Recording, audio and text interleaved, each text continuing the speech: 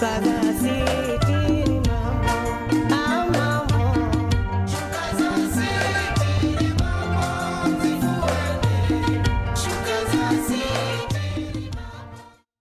za saa hizi mtazamaji wa ZBC Television popote pale unapotuangalia.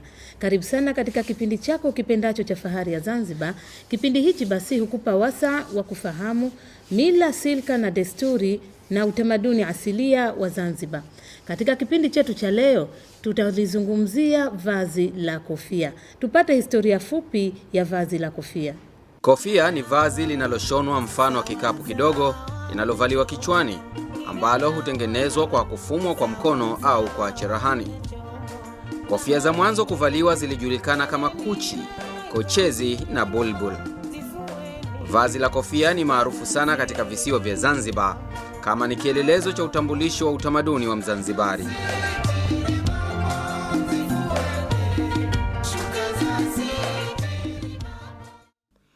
Kofia ya kiua ni vazi lenye kumpa mtu heshima na kuongeza haiba njema kwa mvaaji. Kwa kawaida vazi la kofia ni vazi la mwanamume tu na si sheria kuvaa mwanamke kimila na desturi.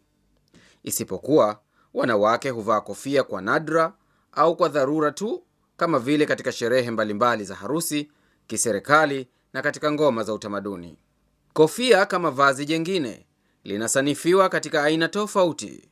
Kuna aina ya ukuti, kidema, kipepeo na nyinginezo. Uvaaji wa kofia umekuja na mitindo tofauti yenye maana mahsusi ambayo hufikisha ujumbe kwa wavaaji. Kutokana na umuhimu wake, kofia ni biashara mashuhuri katika visiwa vya Zanzibar. Baada ya kupata historia fupi ya vazi la kofia, kama kawaida katika studio zetu huwa tunao wataalamu ambao kwa pamoja tunashirikiana kwa ajili ya kukuletea kwa kina vazi hili la kofia. Leo hii tunaye Bwana Mvita Kasim Taratibu. Huyu ni mweledi wa mithali na misemo ya Kiswahili. Karibu sana katika studio zetu. Asante. Na vile vile tunaye Bwana Faridi Himidi. Huyu ni mtaalamu wa utamaduni hapa Zanzibar. Karibu sana. Asante sana. Na mimi ninayekuletea mazungumzo haya naitwa Nasra Nasor. Kwa pamoja tunakusihi kuwa nasi hadi mwisho wa kipindi chetu. Na bila shaka wapenzi watazamaji, mmenufaika na historia fupi ya vazi la kofia. Lakini kwa vile tuna wataalamu hapa, tutajadili kwa kina, na nianze kwako Bwana Faridi. Tunapozungumzia kofia, ina maana gani? Ni nini hasa kofia? Okay, kofia ni vazi ambalo wanavaa Waislamu. Nchi zote duniani wanavaa Waislamu.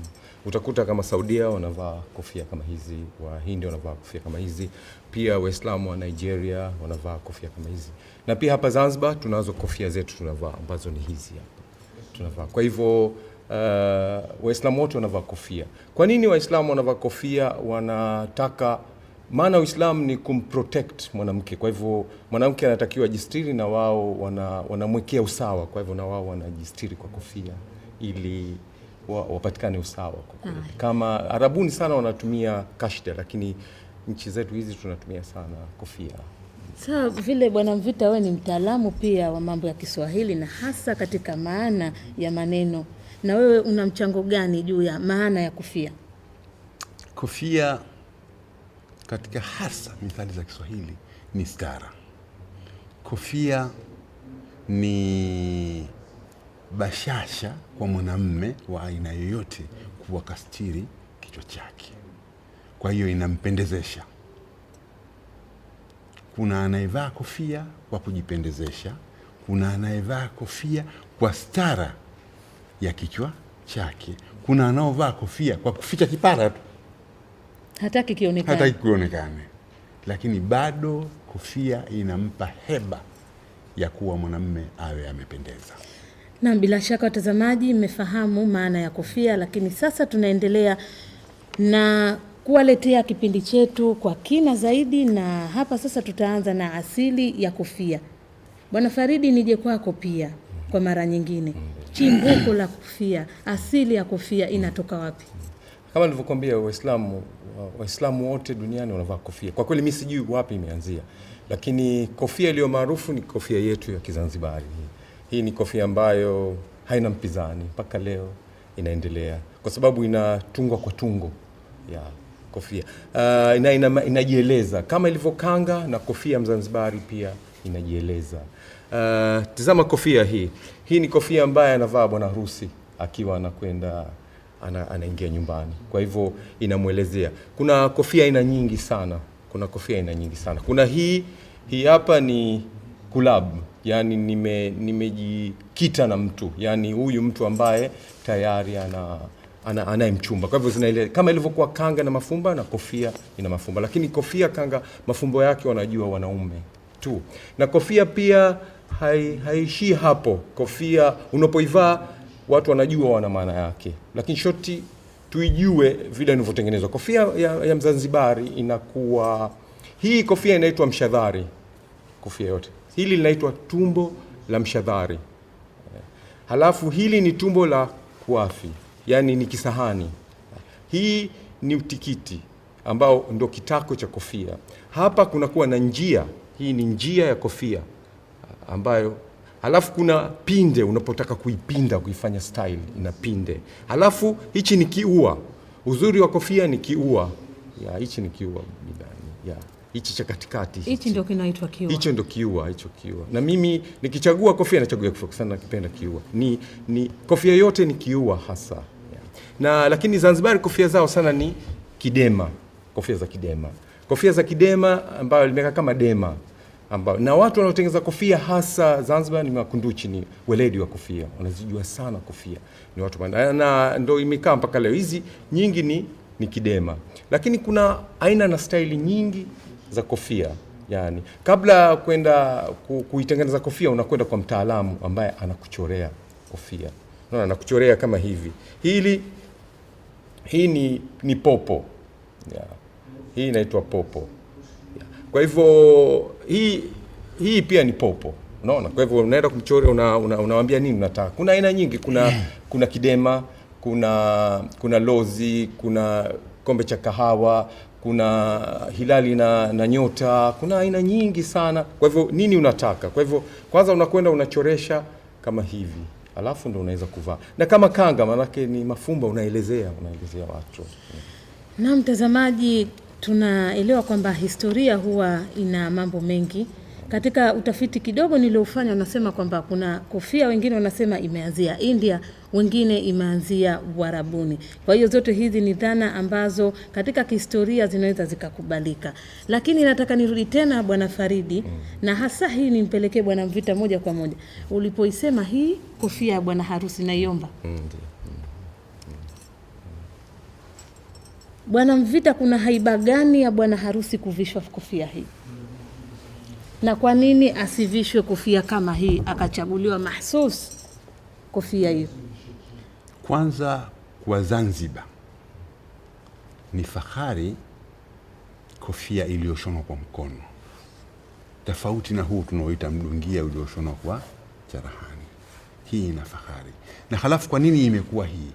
Yani kutofautisha kati ya watu 4 au 5 waliompeleka bwana harusi, yeye ya rangi ya peke yake, maana zilizo nyingi inakuwa ni rangi moja. Sasa yeye huteuliwa rangi maalum ili kuweka tofauti, yule bwana harusi ndiye yule kutokana na hali halisi ya rangi iliyoteuliwa avishwe bwana harusi.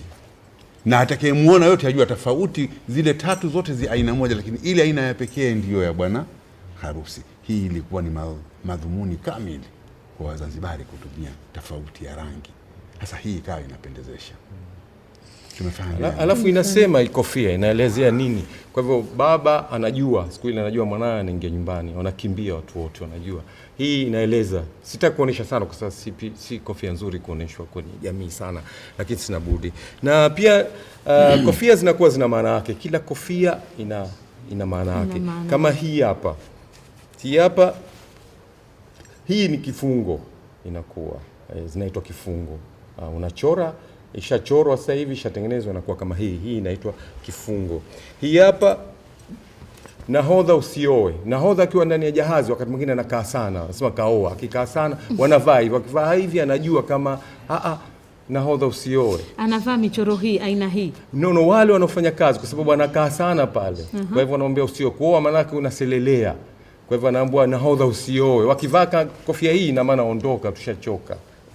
Halafu kuna hii aina nyingine hii hapa. Hii ya Sadatul Khair. Hii Sadatul Khair. Hii ya mambo ya khair unavaa. Kwa hivyo kila kofia ina mafumba yake. Kuna kofia kama hii ni kofia kubwa sana. Hii ni kofia ya khalfia. Kofia ya khalfia wanavaa watu waliosoma. Huwezi kuvaa kama hujasoma, kama sio mtu sharifu ndo unavaa hii. Hii sana mtu mwenye ilmu ndo anavaa kofia. Hii utakuta kwenye harusi ukenda watu fulani tu wanavaa, si kila mtu anavaa. Kwa hivyo watu wanajua anavaa juba, na hili tunajua kama mtu wa aina gani, una ilmu. Mimi siku moja nilikuwa kuna mufti, nilivaa kofia ya khalfia. Nilivyovaa kofia khalfia, mufti aliniuliza swala, nikamjibu, akajua kwa nini nimevaa. Kwa sababu mimi nimesoma Hadramaut dini, ingawa sijachukua ijaza, siwezi kusalisha, siwezi kwa sababu sijapata ijaza, sijachukua, lakini nimesoma mbele za watu, lakini nimemwambia kafahamu. Kwa hivyo hii mtoto wa dini anajua unakusudia nini. Na kofia ziko kofia kama hii, ni kofia ya kashata. Kofia ya kashata ni kashata, inategemea unataka nini. Ya Kiomani ni dele, ni kombe cha kahawa. Ya watu wa Unguja itakuwa pakacha, zinakwenda kama hivyo. Kuna mera, kuna kofia ya Kisutu, yani Kisua, iko kofia ya Kisutu ambayo itakuwa. Sasa ukitazama kama mdongea sana unavalia kashida. Ukienda mkorija inakuwa kama hii, ni mkorija, ina kazi nyingi, ni mkorija. Na kuna kofia kazi inashonwa kwa tungo. Manake kofia ni taji actually. Yule mtungaji anaitia vito inakuwa. Unaona? Kwa hivyo ina mambo mengi. Alafu iko ya Msakara ya Komoro inayoandikwa. Kama utaandikwa CUF ama CCM, yani unaleta ile ni ya Msakara. Kwa hivyo hizi iko ya barobaro. Ya barobaro ni ngumu, hizi za Oman. Hii ni ya barobaro. Inakuwa ni ngumu. Kwa hivyo ni mafumba yale kama ya kanga.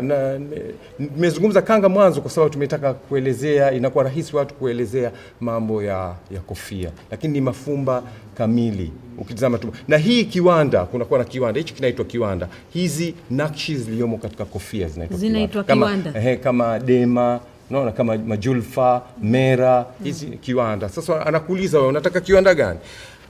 Ndio anakuchorea mtu kama hivi. Alafu ndio unaitengeneza kofia.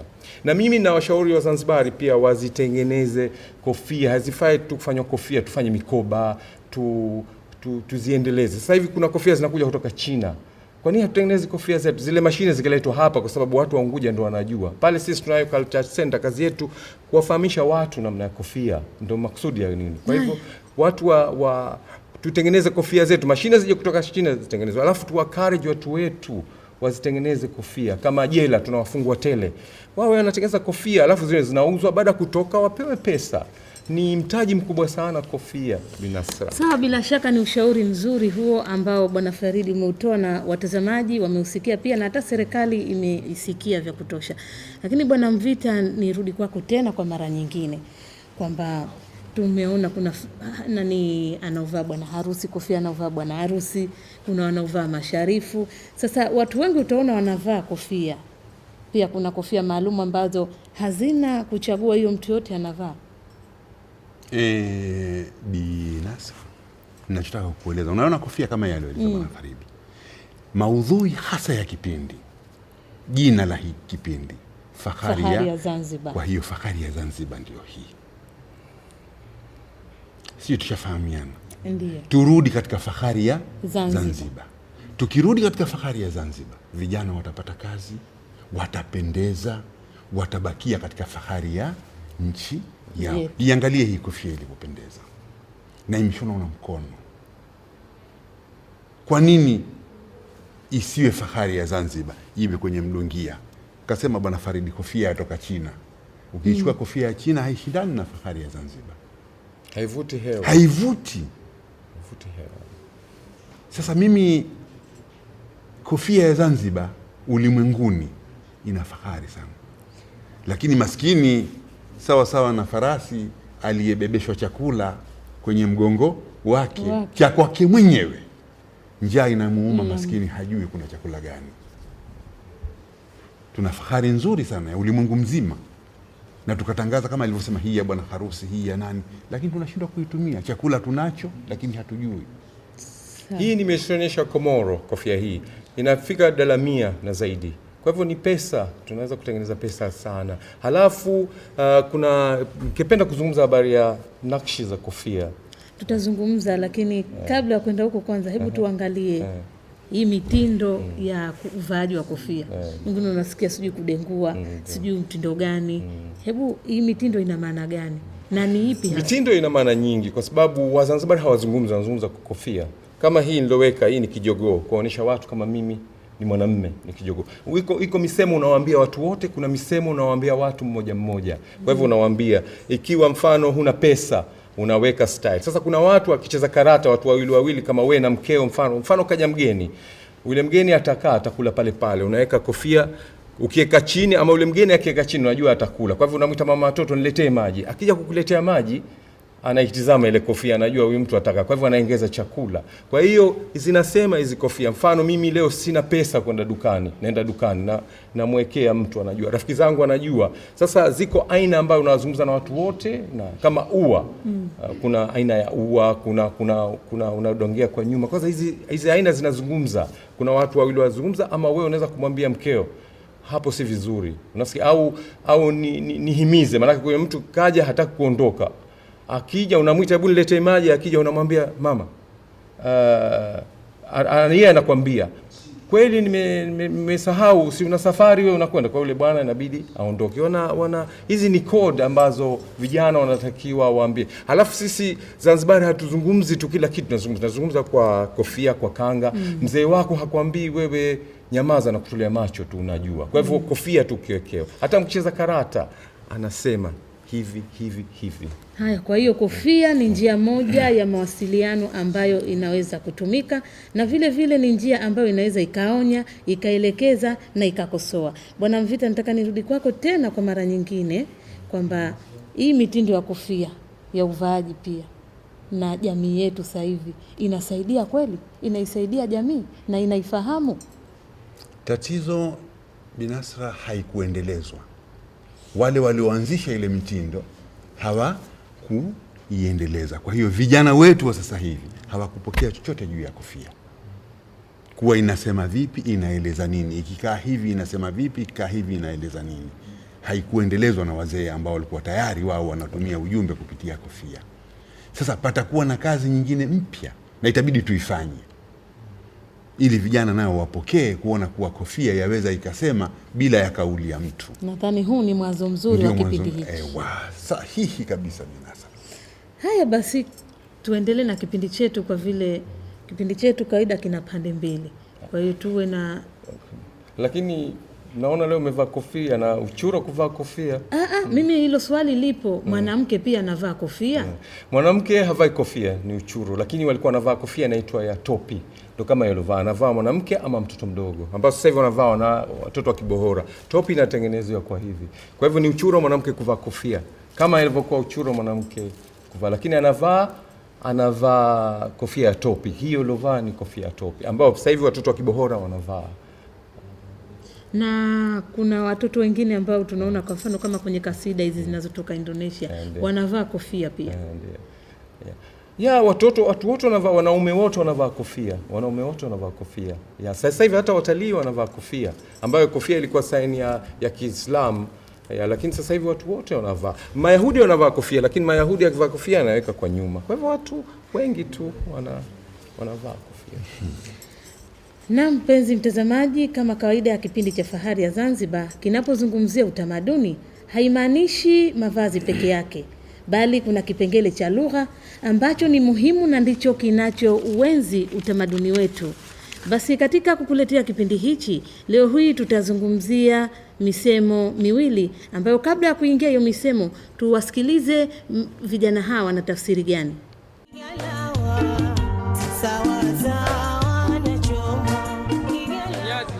Ni maana yake kama mimi nauza kofia lakini sina kofia ya kuvaa au kofia yangu ni mbovu. Kwa maana hiyo kofia yangu ni mbovu, sina kofia, kwa maana liagaeni, kwa sababu kile nilichokipika kizuri ninawapa watu, kile kibaya ndo nachukua mimi. kila mwamba ngoma ngozi huvutia kwake, ina maana kwamba kila mfanya biashara basi maslahi zaidi huwa ni yenye kutaka labda kuweza kufika yeye, ikiwa na maana kwamba asilimia wafanyakazi wengi, sidhani kwamba mimi nauza kofia alafu atakuja mtu tayari ile bei ambayo unahitaji iko hapa, nikatoka nikaenda nikauza kofia ya jirani. Hiyo itakuwa haiwezekani, kwa maana mimi nitauza yangu mimi kwa sababu ya maslahi yangu mimi kwa ujumla. Kwa maana huu msemo ukawa unasema kwamba kila mwamba ngoma ngozi huvutia kwake. Bwana Mvita, tumeyasikia tafsiri walizozitoa vijana, watu wazima pia kuhusiana na misemo yetu, kila mwamba ngoma ngozi huvutia kwake. Na kuna huu msemo mwingine unaosema mfinyanzi hulia gaeni. Hizi maana walizozitoa hawa vijana zimesadif ama zimegusa ile mantiki iliyokusudiwa. Ni vyema tukatoa fasaha kwa madhumuni ya hiki kipindi na maana kamili. Mfano tuje na hili la pili, mfinyanzi hulia gaeni. Huyu mfinyanzi ni nani? Gae ni nini? Ni vyema tukamjua mfinyanzi ni nani, maana jamii au vijana wetu pengine hamjui mfinyanzi nini au halijui gae ni nini. Ni nani mfinyanzi na ni lipi gae? Na ni lipi gae? Mfinyanzi ni yule mtengeneza viungu. Chungu nadhani nakijua, vikiwa vingi huwa viungu. Katika jamii ya viungu mna viungu, mna vikaango, mna vibia, mna na mkungu. Vyote vinanyangwa kwa udongo. Chungu ni kile kinachopikiwa kabisa. Kuna ukaango ni lile jungu kubwa. Lile. Ewa. Kuna kikaango ni kile kinachotengenezewa mchuzi. Specially hicho. Kuna kibia huwa kama kibakuli cha kutilia, ushakijua. Halafu kuna mkungu au tanu ya kufinikia ile nyungu, halafu kama ni wali, halafu wakati ya mkaa juu yake. Lakini pamoja na uhodari wa kazi hizi zote, mfinyanzi utakuta nyumbani kwake kachukua gae. Hilo gae ni chungu kilichovunjika.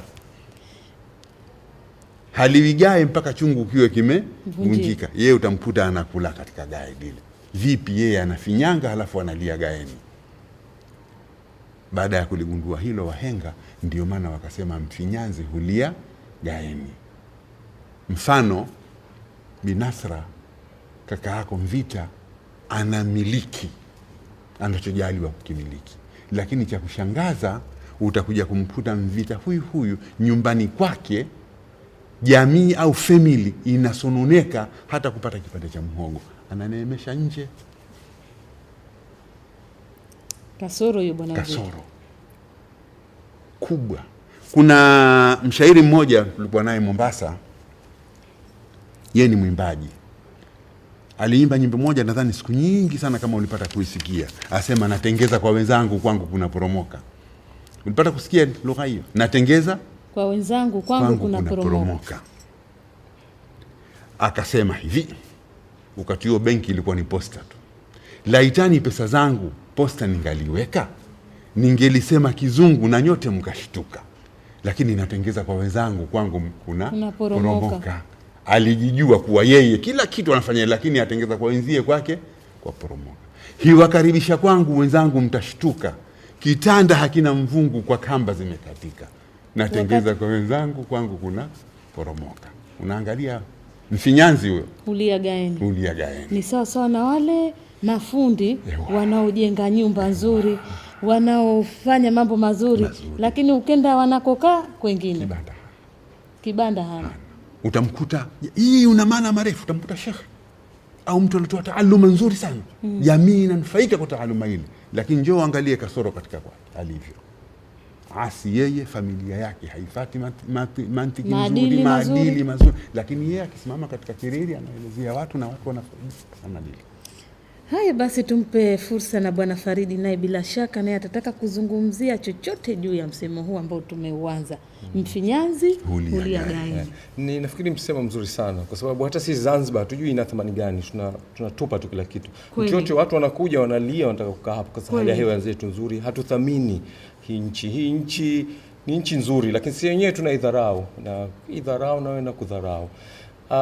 Tunaomba watu tufikirie Zanzibar nzuri, tuipende, tuienzi, tutaendelea. Hii nchi tajiri, Tanzania ni nchi tajiri duniani, lakini wenzetu wanazienzi nchi zao. Tunaomba na sisi tuienzi nchi yetu iwe inaendelea. Sawa, basi tuangalie kwa upande wa matumizi ya huu msemo na vile vile faida kwa jamii. Una faida gani Bwana Mvita? Mmoja tu kabla ya kuingia huu msemo mwingine, ili nao tupate kuzungumza kwa kina kidogo. Nadhani Bwana Faridi kazungumza, huu walikuwa wanaotumia wahenga kama fundisho, kama kushtua aliyelala, kuwa baba we mfinyanzi, haifai tena kulia gaeni, vyungu na vitengeneza mwenyewe. Na kwa bahati nzuri fahari ya Zanzibar imekuja kuwashtua Wazanzibari wajijue wako wapi, waelekee wapi, wasilie gaeni wakati wao ni wafinyanzi. Kuna mti mmoja unaitwa mvumo, unaujua bibi? Naujua mvumo, mrefu. Sasa angalia historia ya mvumo, hufinika walio mbali, shina lake, kivuli chake, shina likawa linakufa na jua. Kwa hiyo mfinyanzi hulia gaeni. Tusiwe hivyo Wazanzibari, tusiwe kivuli cha mvumo, tukawa walio mbali ikawa shina linakufa, sisi tunateketea kwa jua. Kwa hiyo tusiwe wafinyanzi. Hii ilikuwa ni moja katika shabaha nzuri ya kipindi hichi cha fahari ya Zanzibar. Na basi mpenzi mtazamaji, kama mawaidha, maelekezo tunayopata kutoka kwa wataalamu, hususan vijana, tuyafate basi ili tuweze kuijenga Zanzibar mpya, Zanzibar nzuri, Zanzibar ambayo itakuwa inaijali mila, silka na desturi zake. Tuendelee kuangalia vile vile msemo mwingine ambao na huu ni mzito na unahitaji ufafanuzi kwa kina zaidi.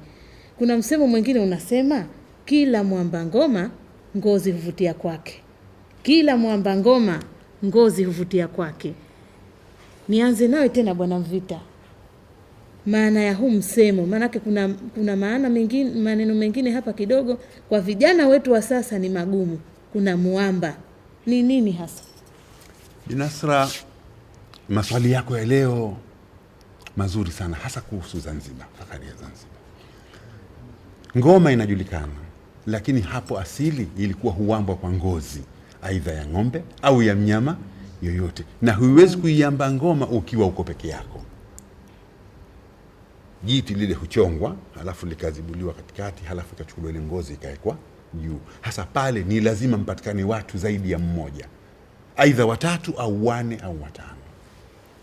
Mara nyingi huwa 4, wakaizunguka ile ngoma, ngozi ikawekwa katikati. Sasa ile kuvutia ni lazima mhakikishe ile ngozi imekaa. Sasa kila mmoja inabidi avutie kwake. Kwa hiyo kuwamba maana yake ni ile kuiweka juu ile, halafu ile mpate ile ngoma katika ukakamavu wake. Sasa huwezi ukavuta huku kama mwenzio kule havuti. Huwezi huyu wa huku bila ya huyu wa huku. Sasa mkishamka mnavuta ile. Hasa katika kuvutiana mwataka yote neema ni ile ya pale iwe nzuri, lakini haiwezekani kila mmoja avutie upande wake. Lakini kwa nini wahenga walisema hivyo? Waliona ule mwambo unavyokuwa. Sasa ikifika mahala kuwa kila mmoja ataka awe yeye ndiye, basi kila mmoja anavutia kwake. Lakini walikuwa wakiutumia katika malumbano mara kwa mara wahenga. Pakawa pana tofauti yoyote. Ni wewe ni mimi, ni wewe ni mimi. Sasa kila mmoja huvutia kwake, ile neema ije kwake. Katika malumbano yote inakuwa kila mwamba ngoma huvutia kwake. Aidha malumbano yawe mazuri au yawe ya shari, lakini kila mmoja sheria huitaka aipate yeye. Haya basi, baada ya tafsiri yako nzuri hiyo uliotea, bila shaka penzi watazamaji watakuwa ni wenye kufahamu. Lakini vile vile Bwana Faridi, kwa upande wako huu msemo unauzungumziaje? Nafikiri inawahusu sana mahakimu wajue kama kila mmoja, hata kama una makosa utavutia kila mmoja. Kwa hivyo uhukumu kwa haki. Ukiwa wewe umewekwa kama hakimu, kiongozi, baba, uvute. Sio useme huyu nampenda, huyu simpenda.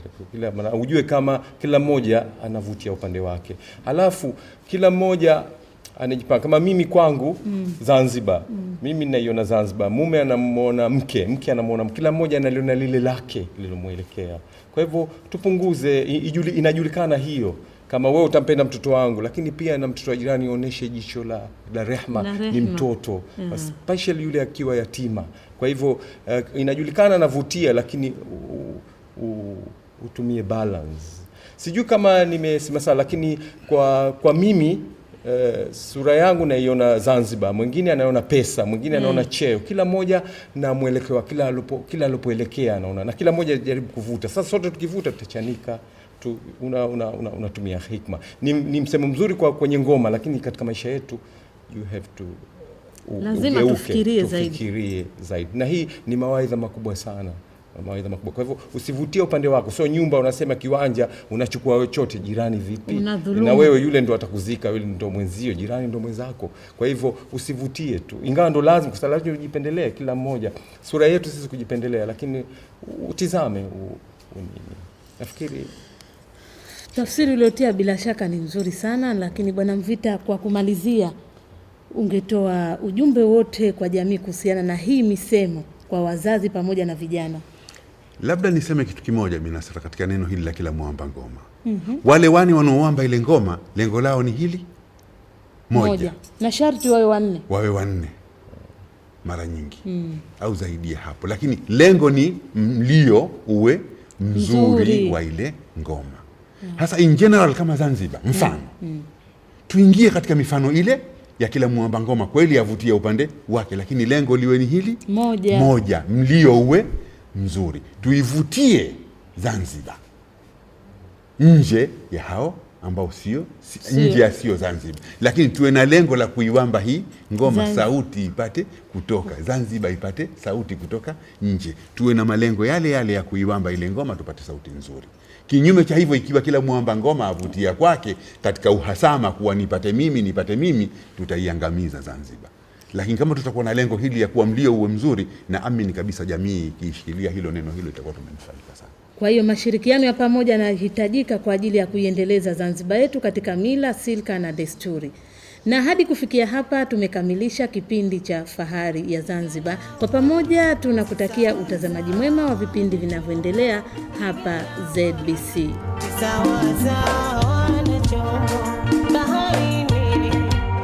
Mirengo, zifueni, shuka